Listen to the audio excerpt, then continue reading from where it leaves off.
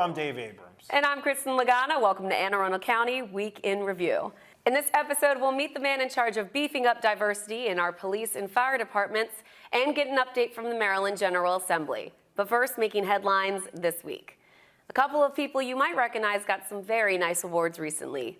County Executive Steve Shue will receive the Service Above Self Award from the Crofton Rotary Club for his work to build Crofton High School next weekend. Before Shue took office, there was talk of building Crofton High School for decades, but no action. Now we have the school programmed in the capital budget, and it's slated to open in the fall of 2020.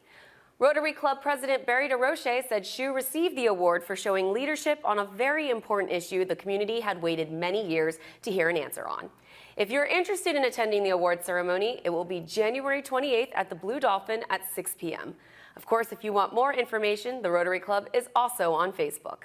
Now, across town, Police Chief Tim Altamari was signaled out Friday night at the 29th Annual Martin Luther King Jr. Awards dinner. The chief was honored with the We Share the Dream Award for his efforts to improve relations between police and the community, as well as his past military service and his work as a narcotics detective. Altamari has spent a lot of his time out in the community, including a series of meetings following the Freddie Gray case in Baltimore City and the Not My Child anti-heroin presentation. Congratulations to the county executive and the police chief on some well-deserved accolades. Nice awards there. Yeah, pretty good job by those guys. Now, I think that you should win an award. What should I win an award for? Best Supporting Actress in a TV Series. Which TV series would that be? This one. This one? But I'm not acting, I'm delivering the news. Do you think, I think you should get... How about an award for my journalistic integrity? Yeah, there you go, the Edward R. Murrow Award. Is that like the Emmy, the Arundel Emmys? Much more distinguished. Much more distinguished. I think you deserve that. Whammy for an Emmy. You've worked hard. I've worked really hard. You hard. have a lot of integrity. This is tough work. It is. Yeah. You're getting better. Yeah, thank you. You'll get there. Yeah, so are you. Yeah, thanks. Yeah. Well, Kristin, file this one under cutting red tape. County Executive Shue announced this week a host of reforms to fix the county's procurement system. 2 years ago, the county executive ordered a countywide review of the system by which we purchase goods and services. Last year, the implementation phase began. Here are a few of the results. Streamlining the process saves $2 million annually. A purchasing agent from the private sector was hired to lead the reform effort. A tracking system was created to monitor the length of time to create a transaction. And templates were created for documents so that time is not wasted with document preparation. Not to mention, a training program was implemented, and we created a new process for purchasing technology. Got all that? Jeez, that's a lot. Were you paying attention? Yeah. Okay, good. Now, this is an ongoing process, Kristin. Understood. But procurement is definitely an area that badly needed attention. Kind of like you. Kind of like me, I do badly need attention. Let me give you one thing. Now, we're still working on this. Okay. But this is an example of kind of the sort of things that you deal with. And I've mentioned this on the show before.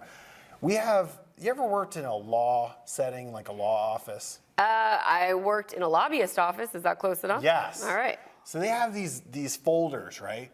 They're called Redwells, okay? They're those accordion red, expandy kind of file things. You know what I'm talking about? Okay, yep. All right. So every time a contract is signed in the county, so we need to purchase 50 computers, or we need to hire a mold abatement company to go in and clean up a basement in a building that flooded. The contract has to be signed by all these different people. Mm-hmm. So what do? We put that contract in a red weld, and we send it by carrier pigeon, not carrier pigeon, an actual person. They carry They carry it from one building to the next. They bring it to this person, that person. It takes weeks to get it to all the people you assign. Not as efficient as maybe electronically. Boom. Boom. So we're going to have electronic signatures. Doesn't that, Perfect. I mean, come on, guys. Starting. It's coming. It's coming. Now, I made it sound super simple, but there is a process involved, and we're working on it. So I'm glad to hear it. All these things we already did, but we're going to do this electronic signature thing as well to make it more efficient. Yes. And quicker. Yes, Very indeed. Good. The Maryland General Assembly is now in session. The city and the county presented their priorities to the county delegation last Friday. One of the priorities for the county is to create an elected school board. Here's what County Executive Shue told the delegation. Whatever you decide to do, that you consider giving county government, the county executive in particular, me for the time being, one position on that board. The pre-K through 12 system represents 51% of our budget.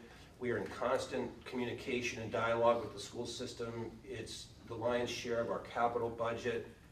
It's so important to what we do, and to have no direct voice or say on that board makes things very, very difficult. We'll hear more about this issue over the next 3 months, and later in the show, we'll have the reaction from one of our state senators.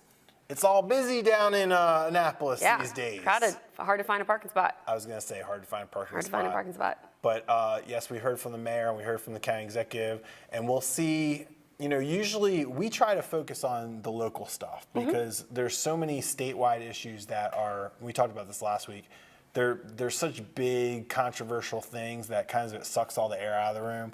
But the General Assembly does things that are very important for local residents. So our goal here is to keep people focused on that, because that's the stuff that you're not going to hear on the local TV. Right. So we'll keep you guys up to date on everything, Informed. including the elected school board, very important issue. Yes. We're going to take a quick break, and when we return, we'll talk to our friend Derek Matthews about his efforts to bring more diversity to our police and fire departments. Take a look at the community calendar for events happening around town, and we'll be right back.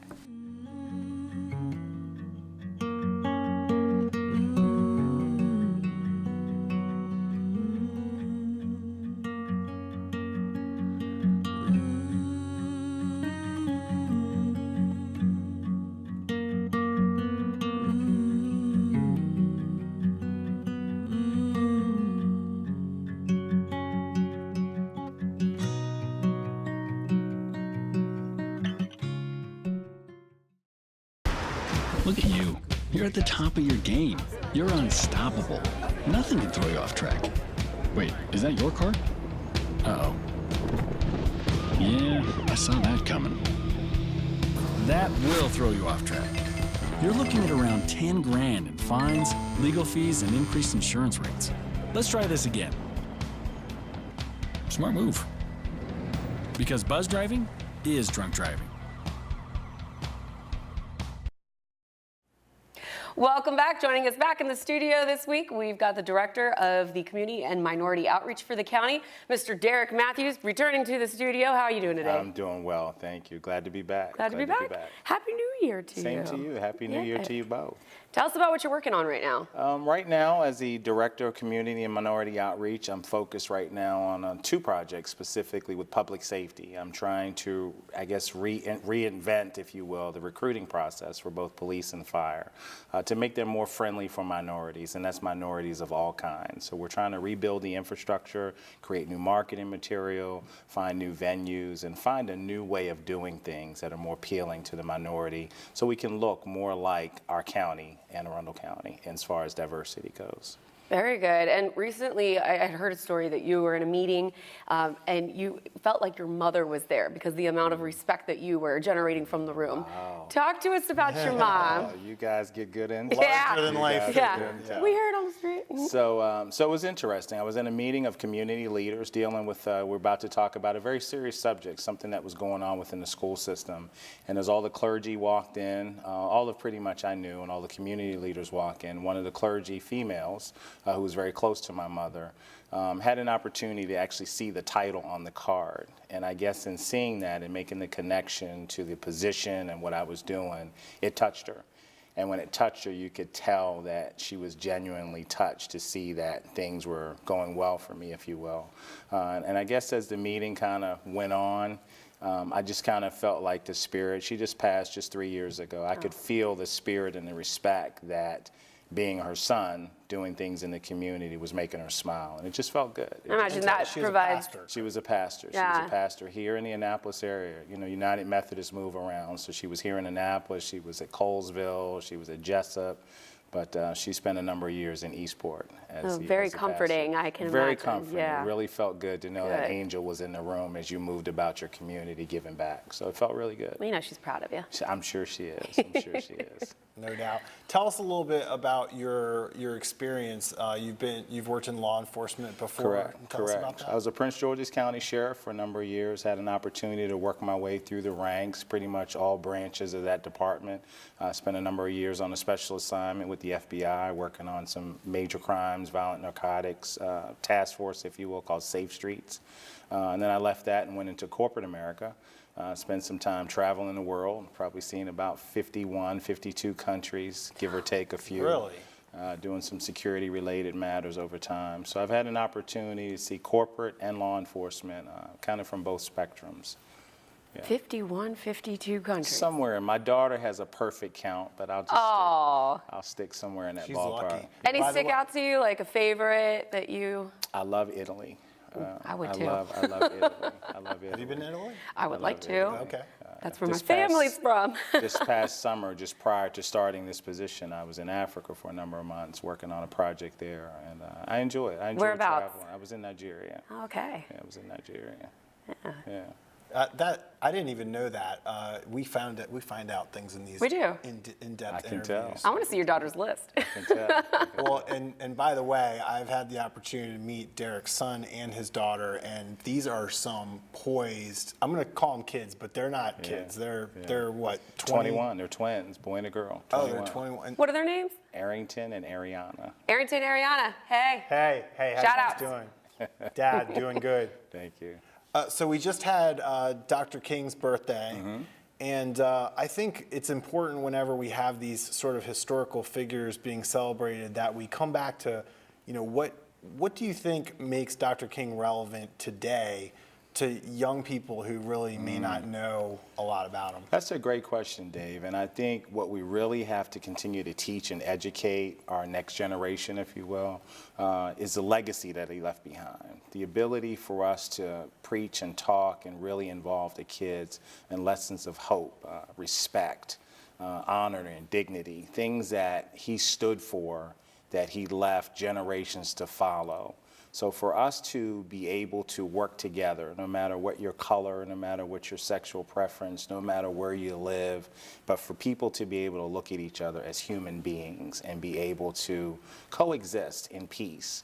And that legacy, as we move forward, gives me a lot of pleasure in this position, because in that position that we're talking about right now, I kind of have the ability now to kind of put puzzle pieces together that haven't been used to talking or having dialogue, or there's pockets of the community that we haven't spent time reaching into those communities, letting people know that there's a career that in public safety you could actually have if you make good decisions.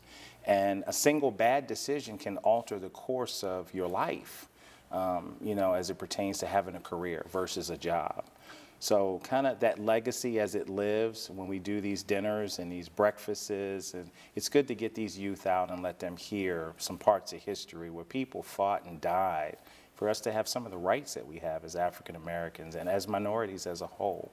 So I think it's a perfect time right now for us to look at those things. Agreed. And we've seen you do this. We've seen this in practice with you because for those who don't recall, after the Freddie Gray incident in Baltimore City, there was a series of community meetings between the police department and different communities. I think we had 5 of them, something like that. And you moderated those.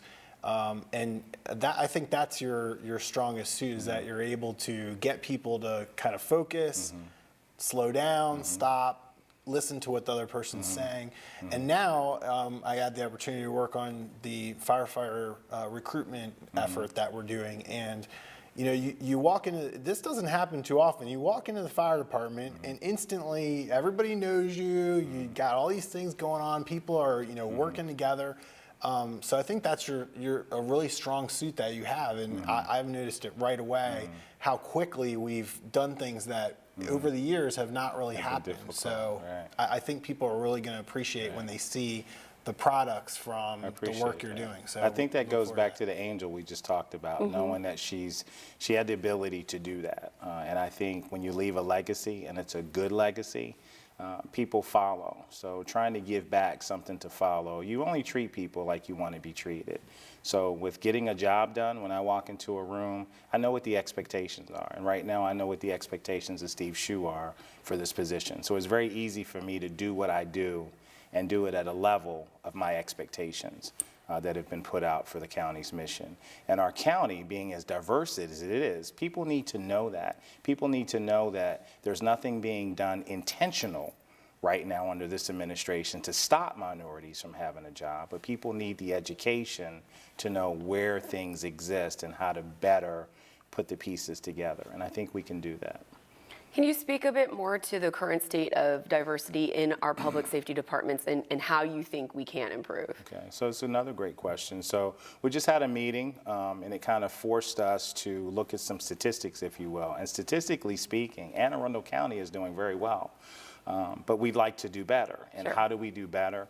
We do better by strategically placing ourselves in audiences and venues where people that don't know what they don't know get an opportunity to see. Our recruiting staffs on police and fire need to look more like the venues in which they walk into. So that being said, as clear as I can say it, when you go to a certain venue, people should be able to walk in and look at the recruiters at a young age and say, wow, I want to be her, or wow, I want to be him, because they can see 15 years from now that it's possible for me to do that.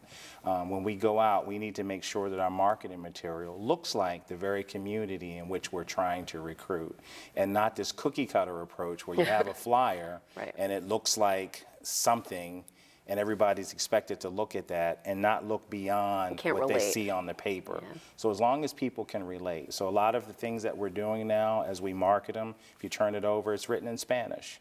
Why? It's not because we want people that can't speak English. It's because we want a family member, maybe that can take that, maybe that doesn't speak English, but can give that to somebody in the household who's looking for a career where they can translate it, look at it immediately, and know that maybe this is something that they want to do. So we're giving a lot more thought and emphasis on how we want to look in the next 5 years. So spending a lot of time trying to do that.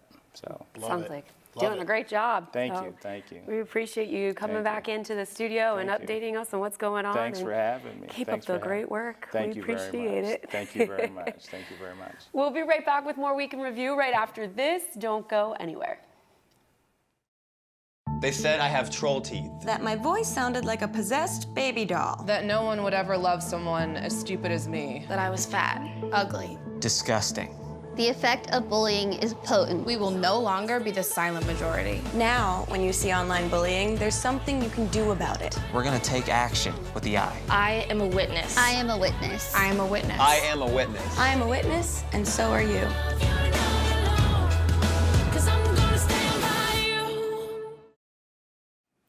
Welcome back. As we mentioned earlier in the show, the Maryland General Assembly is back in action. Michelle Corkadel caught up with Senator Ed Reilly for a look at what's happening. Michelle? Thanks, Kristin and Dave.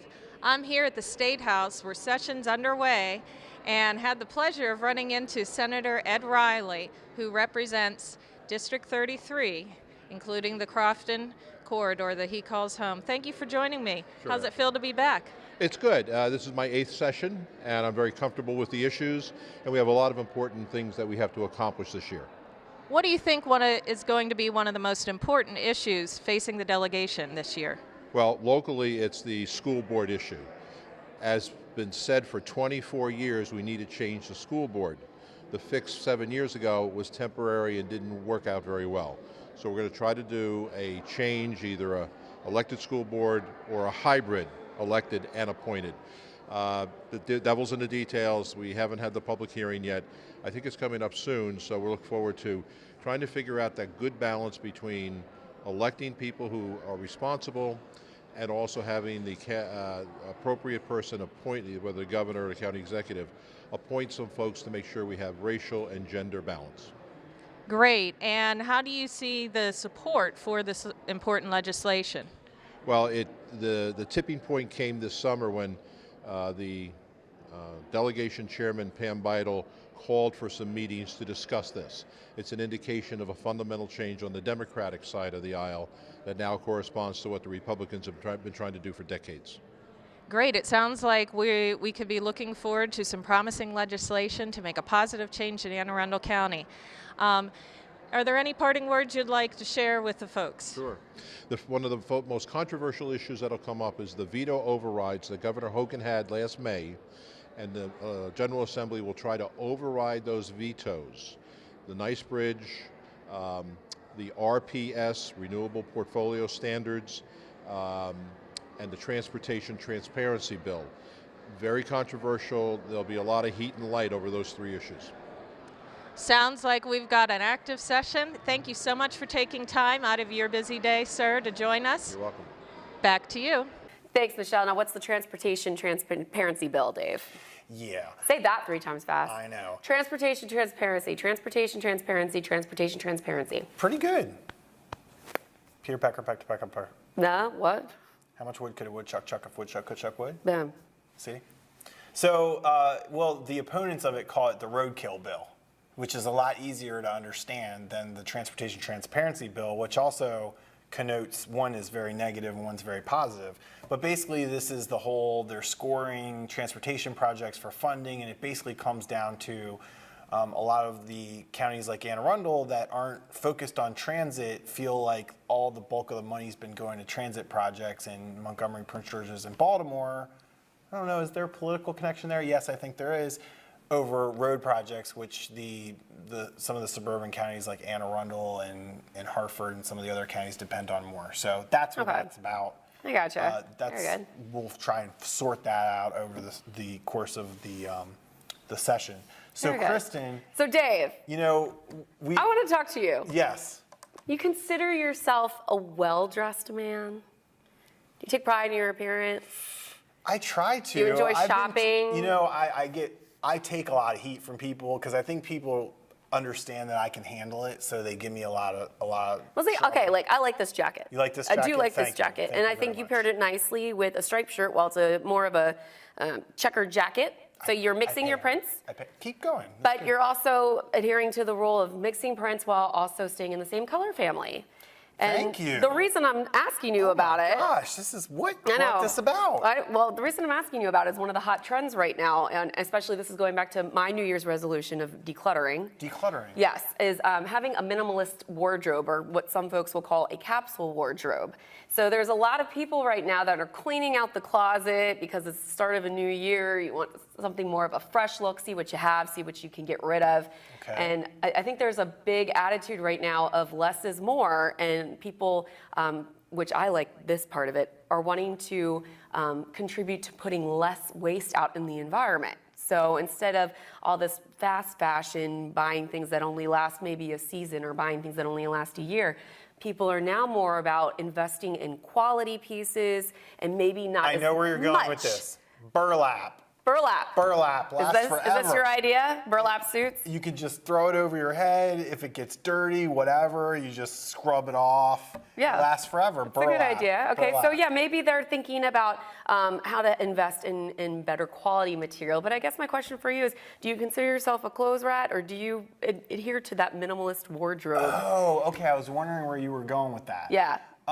Okay, first of all, I do like clothing. Okay. And I have been known to go shopping and to buy You clothing. enjoy shopping? I kind of do. I know Kinda. my guy friends are pretty half and half.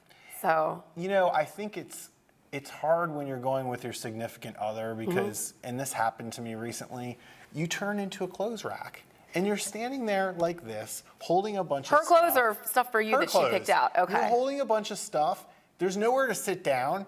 And you're sitting there looking like an idiot, like literally the Scarecrow from The Wizard of Oz as a coat hanger.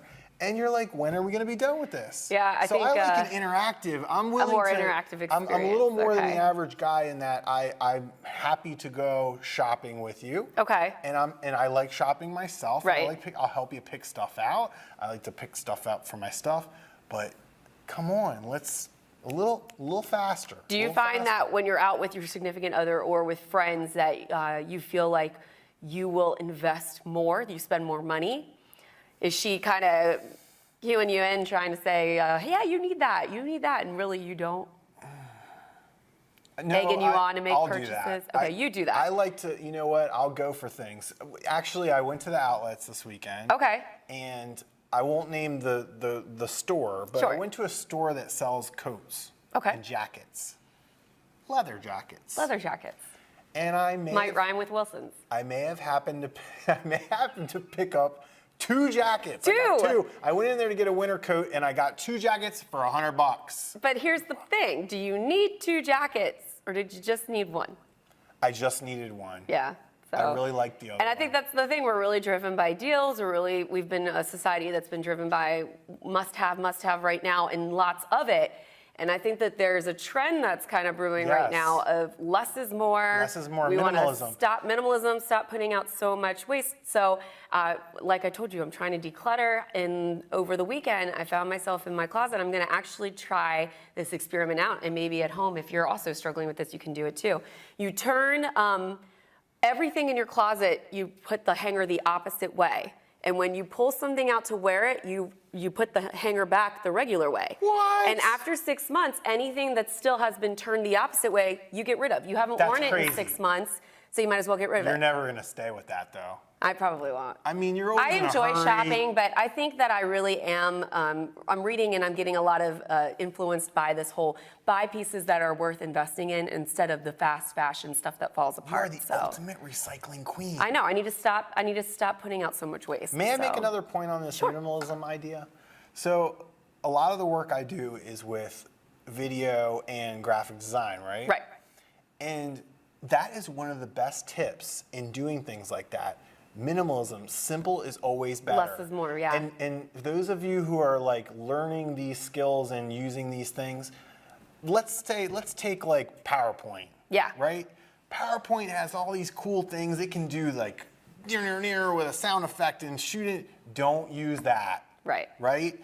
Pick a transition you like and use that consistently throughout. Don't confuse the viewer. Right. Right. When you're doing graphic design, if you got the sparkly glitter button, stay away from the sparkly. And I know you do like glitter. I do like sparkly and glitter. Glitter can be right sometimes, but don't go crazy when you're editing a video.